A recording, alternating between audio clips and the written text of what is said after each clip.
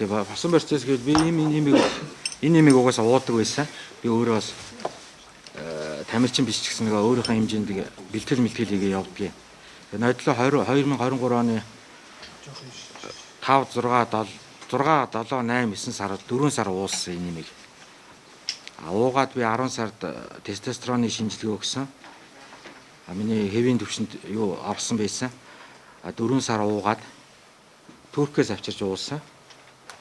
Туркийн Солонгос хаасаа өгөл угаасаа энэ юм ингээд таблетгээр байж идэгин.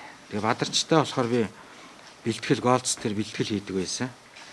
Тэгээ Бадарч тухайн үед Панангийн байнуу танд гэхээр нь би гаргаж ирээд цагаан адилхан л яг Панангинтай адилхан цагаан юм бидгийг таблет ихтэй. Тэгээ би миний эмч угаасаа ингээд юунд ингээд явж л байдаг юм чи ингээд савнд энэ чи бараг ингээд 2 3 жил надтай явж байгаа. Ингэж байж байгаа л одоо ингээд яг энэ байна гэж өгсөн байхгүй юу. Яг л ийм юм байгаа. Одоо энэ бол Панангийн.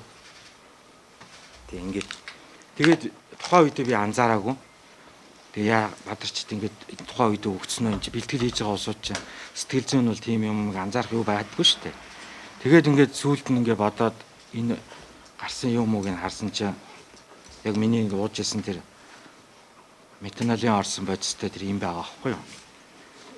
Тэгэхээр надад бол энд оролцох ямар ч тийм ер нь бол оролцохгүй ч байсан болно.